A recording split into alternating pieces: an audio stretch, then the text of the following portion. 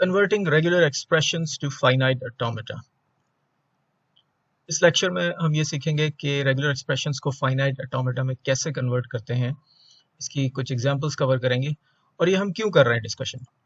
ये हम इसलिए कर रहे हैं डिस्कशन कि इवन दो कि रेगुलर एक्सप्रेशंस जो हैं वो एक बिल्कुल मुख्तलिफ तरह से लिखी जाती हैं फाइनाइट ऑटोमेटा के मुकाबले में। फाइनाइट ऑटोमेटा जो है वो मशीन की तरह कंस्ट्रक्ट किया जाता है, लेकिन ये दोनों एक ही तरह की लैंग्वेजेस को रिप्रेजेंट करते हैं और ये हमने पहले भी बात की है कि ये दोनों रेगुलर लैंग्वेजेस को रिप्रेजेंट करते हैं।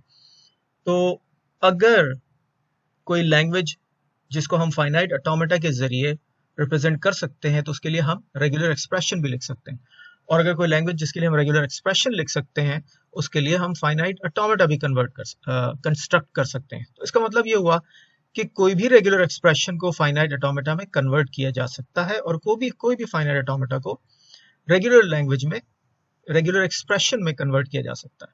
तो हम एक रेगुलर एक्सप्रेशन की कुछ एग्जांपल्स यहाँ पे देख रहे हैं और इनको अब हम कन्वर्ट करेंगे फाइनाइट ऑटोमेटा में। जो सबसे पहली एग्जांपल है हमारे पास वो फाई की है।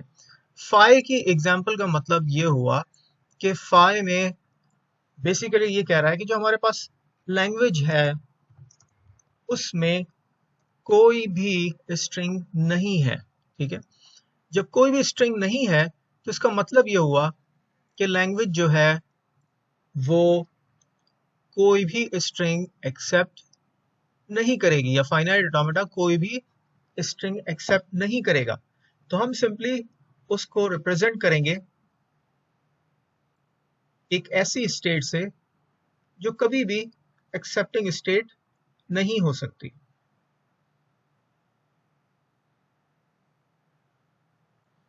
ठीक है,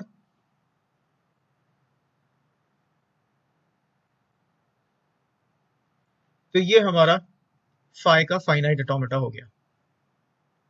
ये बहुत ही सिंपल एग्जांपल है इसलिए शायद इसका सेंस नहीं बन रहा हो। अगर हम एक एग्जांपल ऐसी ले लें जिसमें हम सिर्फ और सिर्फ एप्सिलॉन की बात कर रहे हैं। ठीक है, जब हम एप्सिलॉन की बात कर रहे हैं तो इसका मतलब यह हुआ कि लैंग्वेज में एप्सिलॉन मौजूद है। ठीक है, लैंग्वेज में एप्सिलॉन मौजूद है।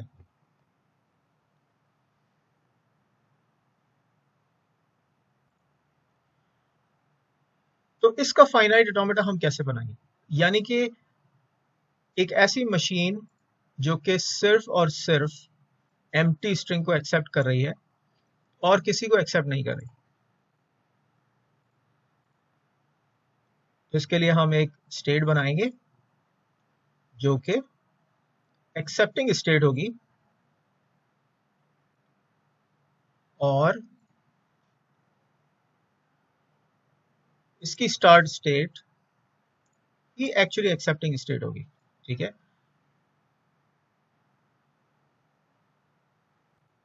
तो ये थी हमारी दूसरी एग्जांपल। तीसरी एग्जांपल देख लेते हैं। इस रेगुलर एक्सप्रेशन में सिर्फ और सिर्फ ए लिखा हुआ है।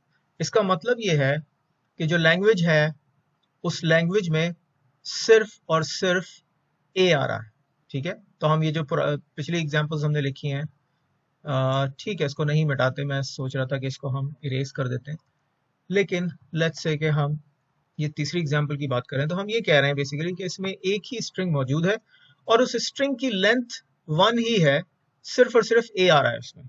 ठीक है, तो इसका मतलब ये हुआ कि हम एक ऐसा फाइनाइट ऑटोमेटा कंस्ट्रक्ट करेंगे जिसकी स्टार्ट स्टेट के बाद अगर हम ए रीड करेंगे, ठीक है, अगर हम ए रीड करेंगे, ये ए इतना खूबसूरत नहीं बना लेकिन ये आपको समझ में आ रहा होगा, तो फिर स्ट्रिंग एक्सेप्ट हो जाएगा। अगर हम ए रीड करेंगे तो फिर जो है स्ट्रिंग एक्सेप्ट हो जाएगा और इस तरह फाइनाइट ऑटोमेटा इसका बनेगा। ठीक है, नेक्स्ट एग्जाम्पल में हम ये कह रहे हैं कि a प्लस बी हमारी रेगुलर एक्सप्रेशन है। a plus be regular expression का मतलब ये हुआ कि या तो a आ जाए या फिर b आ जाए, यानी कि लैंग्वेज में हमारे पास ये दो स्ट्रिंग्स हैं, ठीक है, ए और बी। तो इसका मतलब ये हुआ कि स्टार्ट स्टेट से फाइनल स्टेट में जाने के लिए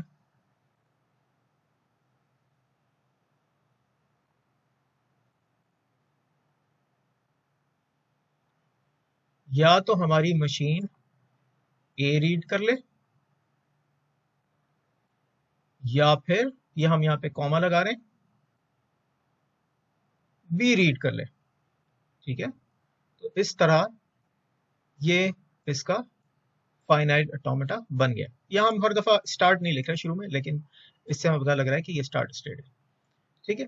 अगर आखिरी एग्जाम्पल देखें हम, तो आखिरी एग्जाम्पल में एक ऐसा स्ट्रिंग आ रहा है जिसमें सिर्फ ए बी मौजूद है, एक ऐसा स्ट्रिंग, एक ऐसी लैंग्वेज जिसमें एक ही स्ट्रिंग आ रहा है और उसकी लेंथ जो है वो 2 है, यानी कि पहले ए आ रहा है सिंबल, फिर बी आ रहा है, ठीक है। तो इसको भी हम कंस्ट्रक्ट कर लेते हैं। इसका तरीका ये होगा कि पहले जो है हमारी स्टार्ट स्टेट के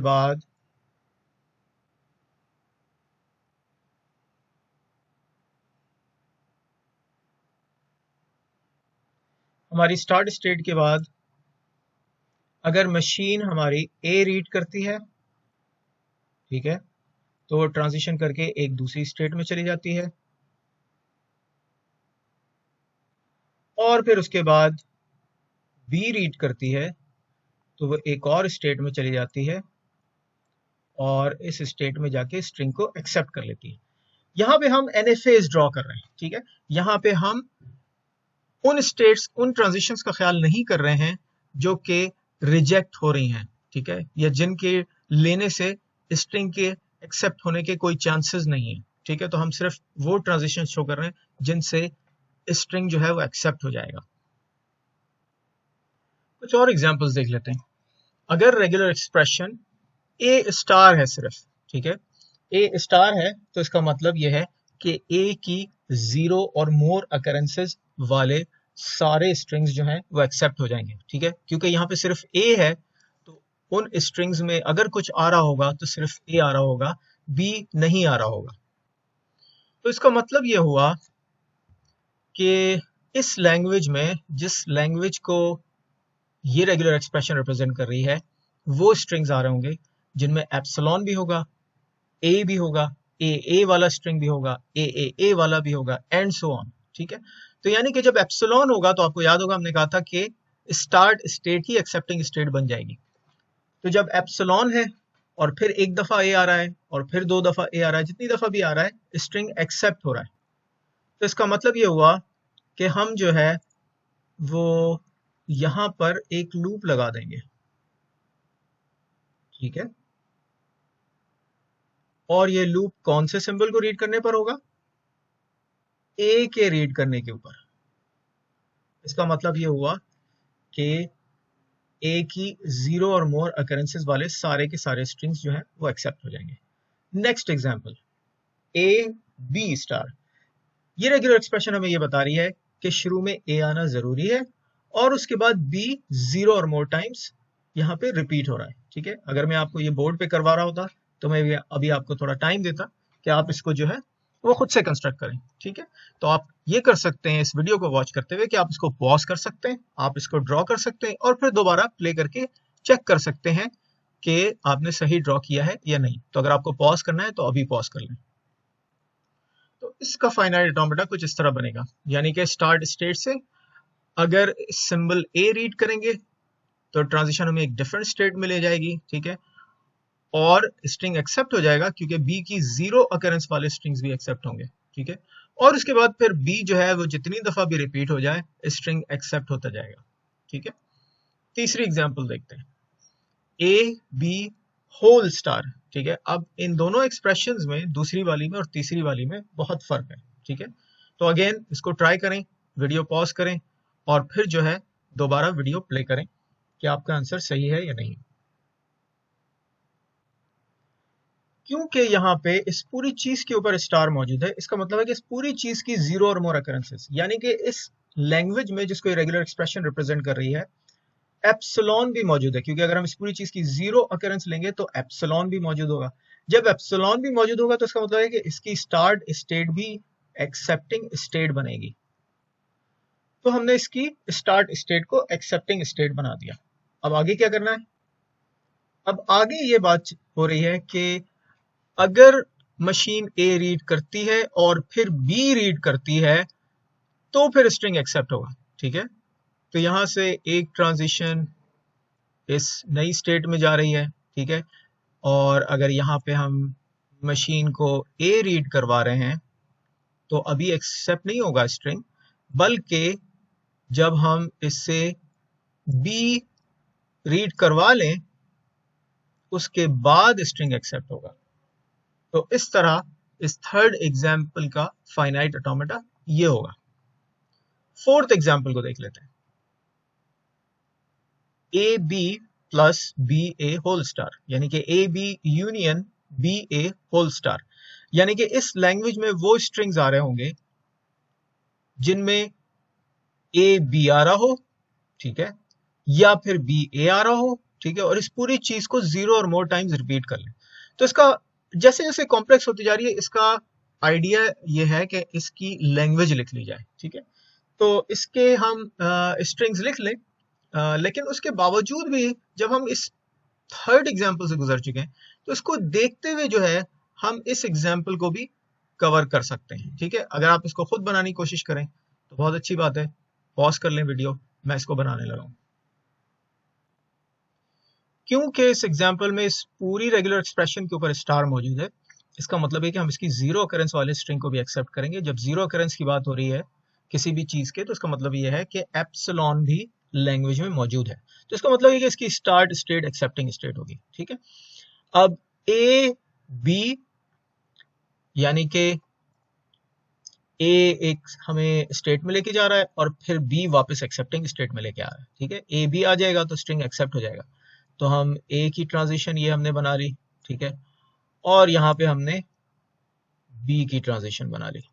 ठीक है, या फिर बी पहले आए और फिर ए आए, तो इसको हमने यहां नीचे बी की ट्रांजिशन बना ली और उसके बाद ये हमें एक नई स्टेट में ले आई, और इस स्टेट से वापस अगर ए हम रीड कर रहे हैं या हमारी मशीन रीड कर रही है तो फिर स्ट्रिंग एक्सेप्ट हो रहा है। ठीक है, और ये ए बी वाला पार्ट या तो रिपीट हो जाए या बी ए वाला पार्ट रिपीट हो जाए, या ए बी वाला पार्ट आने के बाद बी ए वाला पार्ट आ जाए, क्योंकि इस पूरी चीज की जीरो और मोर अकरेंसेस हो सकती हैं। ठीक है, तो इसलिए हमको इसको अलग अलग बनाना पड़ा। अगर आपके जहन में ये था कि आप यहाँ कॉमा लगा देते और बी लिख देते तो इसका मतलब ये होता कि आप डिफरेंट सीक्वेंसेस यानी कि ऐसे स्ट्रिंग्स भी एक्सेप्ट कर लेते जिसमें ए बी बी बी ये भी आ रहा होता। ठीक है, तो ऐसे स्ट्रिंग्स जो है वो एक्सेप्टेबल नहीं है इस लैंग्वेज में। अगर आप यहाँ कॉमा लगा के बी लिख देते और यहाँ कॉमा लगा के ए लिख देते तो फिर आप ऐसे स्ट्रिंग्स को भी एक्सेप्ट कर रहे होते और वो आंसर सही नहीं होता, बल्कि आपको इस तरह ही इसको डिजाइन करना होता। आखिरी जो एग्जाम्पल है वो ए स्टार बी स्टार की है। ठीक है, यानी कि जितने भी एज आएंगे, अगर आएंगे, क्योंकि अगर आने की पॉसिबिलिटी इसलिए कह रहा हूं कि नहीं भी आ सकते हैं, वो पहले आएंगे और फिर बीज आएंगे, अगर आएंगे, जितने भी आएंगे तो वो उसके बाद आएंगे। ठीक है, मैं जो हूं ये 1 2 3 4 6 की का डिस्कशन कर रहा हूं, मैंने 5th गलती से स्किप कर दिया है। तो ठीक है, हमने 6th के बारे में बात की है, इसको मैं यहाँ राइट साइड पे कंस्ट्रक्ट करता हूँ, उसके बाद वापस हम ये इस वाली एग्जाम्पल पे आएंगे। तो इसका डायग्राम हम यहाँ राइट साइड पे बना रहे हैं, क्योंकि यहाँ पॉसिबिलिटी है एप्सिलॉन की, ए की जीरो भी अकरेंस ली जा सकती है, बी की जीरो अकरेंस भी ली जा सकती है, इसलिए हमने स्टार्ट स्टेट को एक्सेप्टिंग स्टेट बना दिया। ठीक है, और फिर यहाँ पे हम लूप लगाएंगे ए के लिए ताकि हम ए को रिपीट करवा सकें as many times as possible. ठीक है, लेकिन हम यहाँ कॉमा लगा के बी नहीं लिखेंगे, क्योंकि अगर हम कॉमा लगा के बी लिख देंगे तो इसका मतलब ये होगा कि हम ए के बाद बी, फिर बी के बाद ए, फिर बी के बाद ए भी जो है यहाँ पे रिपीट करवा सकेंगे, जो कि सही नहीं होगा। यहाँ पे बी के बाद ए कभी रिपीट नहीं होगा, इसलिए हमें बी की ट्रांजिशन जो है वो अलग से एक दूसरी स्टेट में लेके जानी पड़ेगी। ठीक है, ये लाइन थोड़ी सी टेढ़ी मेढ़ी हो गई, लेकिन ये हमें दूसरी स्टेट में ले जा रही।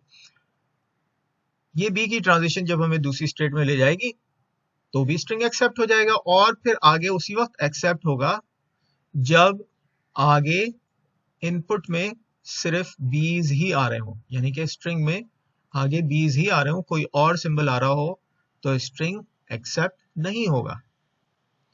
ठीक है जी, तो ये हो गई हमारी छठी एग्जाम्पल। पांचवी एग्जाम्पल हम मिस कर गए थे, पांचवी एग्जाम्पल को भी देख लेते हैं। और यहाँ ये देख लेते हैं, इस पूरी चीज के ऊपर स्टार है तो इसका मतलब ये कि स्टार्ट स्टेट तो एक्सेप्टिंग स्टेट होगी, क्योंकि पूरी चीज के ऊपर स्टार का मतलब ये हुआ कि एप्सिलॉन जो है वो लैंग्वेज में होगा। ठीक है, तो पहले इसको कंस्ट्रक्ट कर लेते हैं। तो ये हमारी स्टार्ट स्टेट हो गई।